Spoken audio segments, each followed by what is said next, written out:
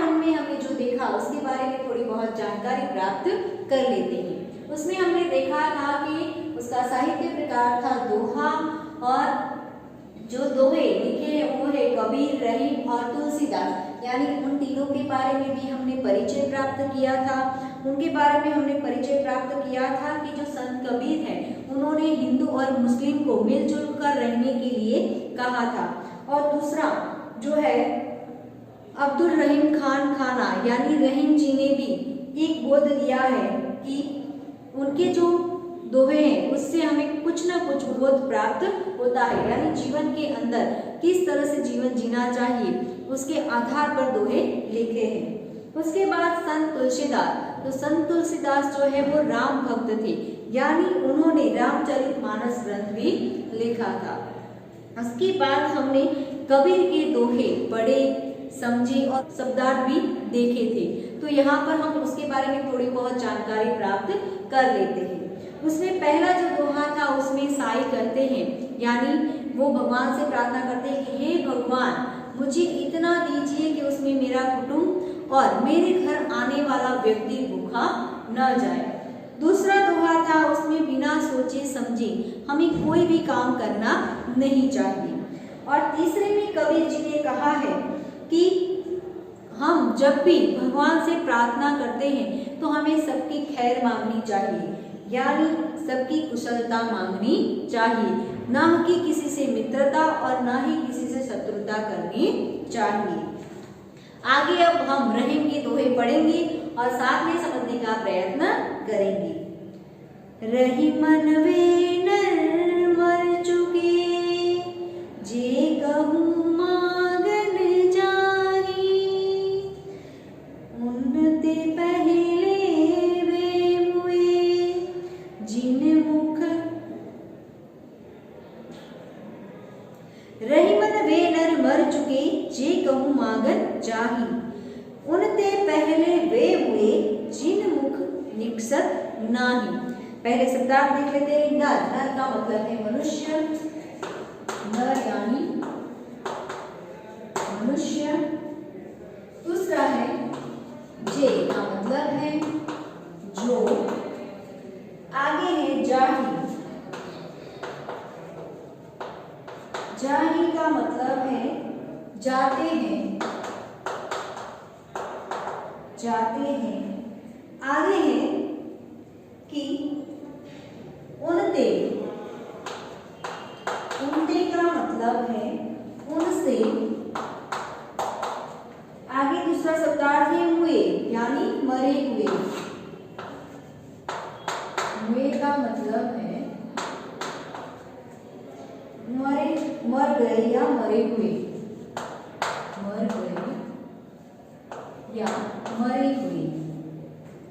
आगे है निकसत, यानी निकलता है। निकसत का मतलब है निकलता है, निकलता है। यानी यहाँ पर रहीम जी कहना चाहते हैं कि वे नर मर चुके जे कहूँ मांगन जाही, यानी जीव जो मनुष्य मांगने के लिए जाता है उसका, मनुष्य के अंदर का जो मनुष्य है वो मर चुका है, यानी उसका हृदय जो है वो कभी भी किसी के साथ अच्छी तरह से बात नहीं कर सकता, लेकिन वो कहीं भी मांगने के लिए जाता है, यानी उसके अंदर की जो मनुष्यता है वो मर गई है, इसीलिए वो मांगने जाता है। लेकिन उनसे पहले वे नर मर चुके, यानी उससे पहले वो नर मर चुके हैं, यानी वो मनुष्य मर चुका है जो मांगने आने वाले व्यक्ति को मना करता है। यानी कहने का मतलब है कि जिसके मुंह से ना शब्द निकलता है वो मनुष्य मर चुका है। यानी कहा जाता है कि मनुष्य के अंदर दया, प्रेम, भाव जैसे गुण होने चाहिए। अगर जिस व्यक्ति के अंदर दया नाम का कोई गुण नहीं है तो वो व्यक्ति क्या है, मर चुका है। यानी यहाँ पर जिस व्यक्ति का जमीर मर चुका होता है वही मांगने के लिए जाता है। यानी अगर वो उसे कोई भला या बुरा कहेगा तो उसे कोई फर्क नहीं पड़ता।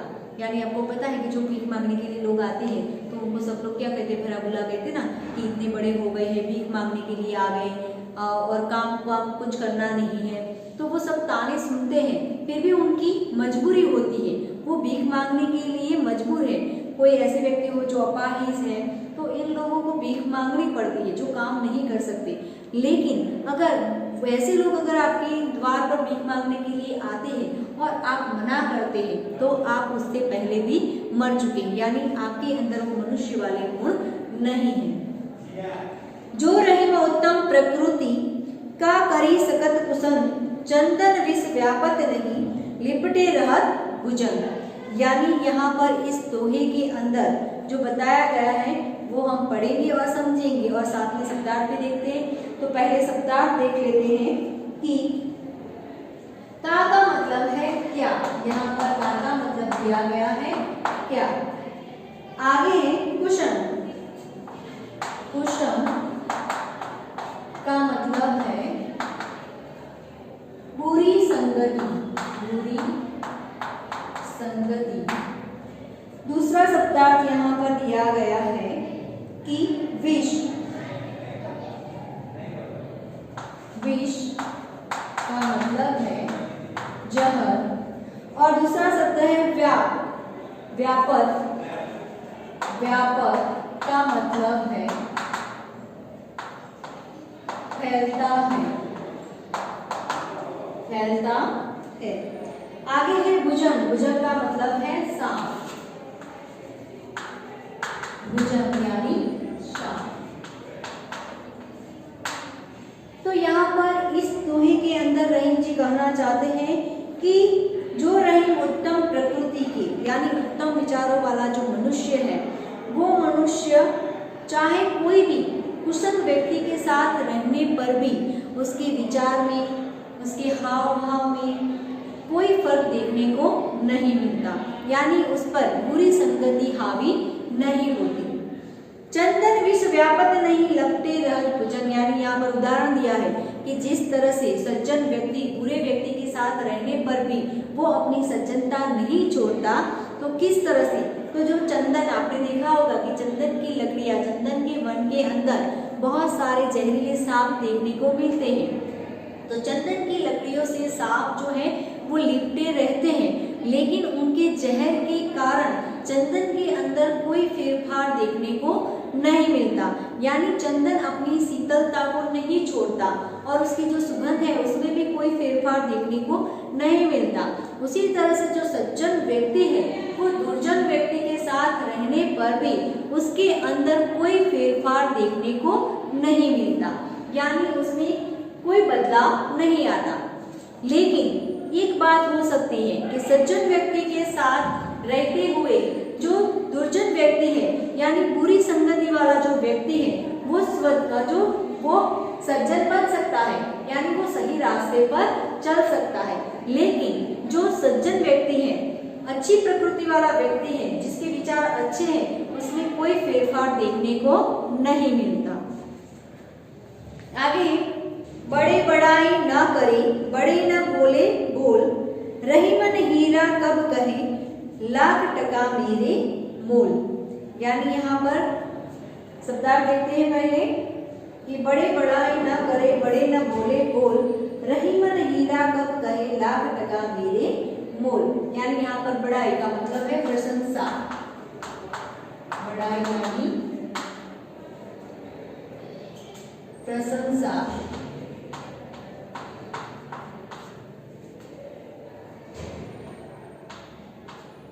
प्रशंसा या तारीफ।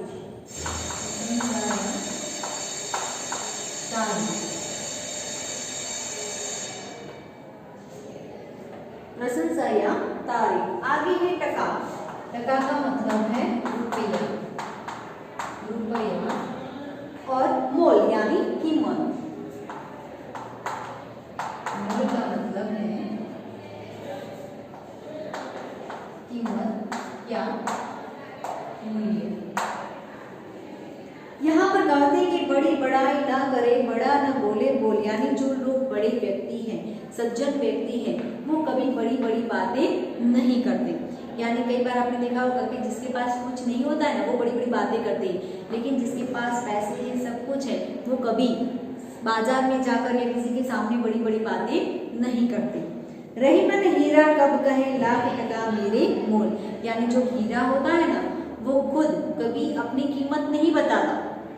बाजार में ऐसा कहता है कि मैं हीरा हूँ और मेरी ये कीमत है, लेकिन जो हीरे की पहचान करता है वही उसका मूल्य लगाता है। यानी इस तरह से जो बड़े व्यक्ति होते हैं वो कभी बड़े बड़े बोल नहीं बोलते, लेकिन उनके काम से ही सब लोग उनको जानते हैं। जिसी तरह से हीरे की कीमत जौहरी जानता है, यानी जो हीरे की परख है वही जानता है, वो वही उसकी मोल करता है। उसी प्रकार से जो बड़े और सज्जन व्यक्ति हैं उसके विचार को जो लोग समझते हैं वही उनको बड़ा बता सकते हैं। यानी वो अपनी बड़ाई खुद करेगा तो वो बड़ा नहीं बनेगा। यानी अगर बाजार में आप खड़े होंगे और आप कहोगे कि मैं सबसे बड़ा व्यक्ति हूँ, मेरे पास ये है वो है और मैं इतने अच्छे काम करता हूँ, तो आपको कोई बड़ा नहीं कहेगा। लेकिन आपके काम से आपके काम देखेंगे, आपके विचार जानेंगे और तब जाकर वो आपको बड़ा बताएंगे।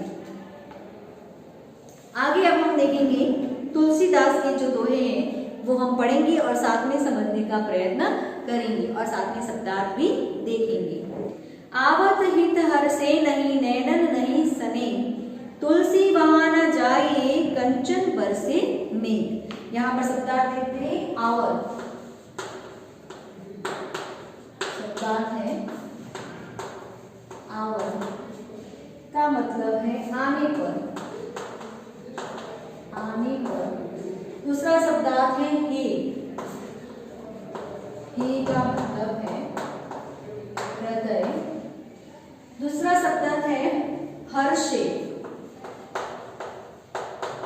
हर्षे यानी प्रसन्न होता है, प्रसन्न होता है। दूसरा शब्दार्थ है नैनन, नयन का मतलब है नयन नेत्र, नयन नेत्र आंखें, जो आप चाहो लिख सकते हो।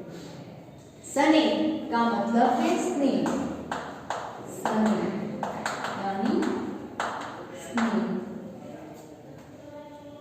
कहा गया है कि आवत ही हर्षे नहीं नैनन नहीं सने, यानी आपके आने पर अगर किसी के हृदय में प्रसन्नता न हो और किसी के नैनों में यानी आंखों के अंदर आपको स्नेह प्रेम देखने को न मिले, तुलसी वहां न जाइए कंचन बरसे मेघ, यानी तुलसीदास कहते हैं कि वहां हमें नहीं जाना चाहिए जहां सोना बरसता हो। यानी यहाँ पर तुलसीदास कहते हैं कि अगर किसी के घर में सोना बरसता है लेकिन आपके जाने से उसके हृदय में प्रसन्नता ना हो और उसकी आंखों में अगर प्रेम देखने को न मिले तो ऐसे घर हमें नहीं जाना चाहिए। यानी कई बार ऐसे तो बहुत सारे लोग पैसे वाले होते हैं लेकिन हमारे जाने पर उनको खुशी नहीं होती है, तो ऐसे घर हमें जाना नहीं चाहिए। चाहे उनके घर में सोना बरसता हो या ज़्यादा पैसे हो, लेकिन जहाँ पर भाव देखने को न मिले, प्रेम देखने को न मिले और सम्मान न मिले, ऐसी जगह पर हमें जाना नहीं चाहिए। आगे, विद्या धन उद्यम बिना कहो जो पावे कौन, बिना डुलाए न मिले जो पंखा को कौन। यानी यहाँ पर उद्यम का मतलब है परिश्रम, उद्यम यानी परिश्रम। दूसरा शब्दार्थ है कि पावे यानी पाता है, पावे यानी पाता है। आगे है कि पौन, पौन यानी पवन,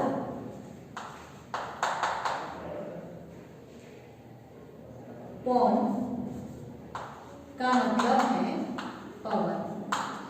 यानी यहाँ पर कहा गया है कि विद्या धन उद्यम बिना कहो जो पावे कौन। यानी यहाँ पर कहो यानी बताइए कि जो अगर आप विद्या प्राप्त करते हो तो बिना परिश्रम आपको विद्या प्राप्त नहीं होती। यानी उसके लिए आपको बहुत ज़्यादा परिश्रम करना पड़ता है। आप बैठे रहोगे और पढ़े ऐसा कहोगे कि मुझे 10वीं कक्षा में ज़्यादा मार्क्स मिले, 12वीं कक्षा में ज़्यादा मिले, तो उससे आपके अंक नहीं बढ़ेंगे। लेकिन उसके लिए आपको क्या करना पड़ेगा, सतत परिश्रम करना पड़ेगा। यानी अगर आप सतत परिश्रम करते हो तो ही आपको उसका परिणाम मिलता है। बिना डुले ना मिले जो पंखा को पौन, यानी बिना पंखे को हिलाए आपको हवा भी नहीं मिलती। यानी आप यहाँ पर पंखे हैं आपकी कमरे के अंदर, अगर उन पंखे को आप हिलाओगे नहीं तो हवा नहीं मिलेगी। इसीलिए पंखे को हिलाने के लिए भी आपको परिश्रम करना पड़ता है। आपने देखा होगा गांव के अंदर हाथ के जो पंखे होते हैं, जो हाथ से चलाए जाते हैं और उससे हवा प्राप्त होती है, तो वो पंखे चलाने के लिए भी आपको मेहनत करनी पड़ती है, हवा खाने के लिए मेहनत करनी पड़ती है। उसी तरह से विद्या प्राप्त करने के लिए भी आपको सतत परिश्रम करना पड़ेगा।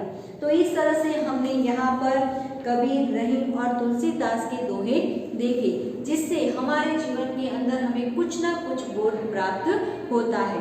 तो यहाँ पर इसके द्वारा जीवन के अंदर हमें क्या करना चाहिए और क्या नहीं करना चाहिए, और कुछ प्राप्त करने के लिए किस तरह से परिश्रम करना पड़ेगा, उसके बारे में भी बताया गया है। तो आई होप आपको ये जो दोहे मैंने आपको समझाए हैं वो अच्छी तरह से समझ में आ गए होंगे। Thank you very much.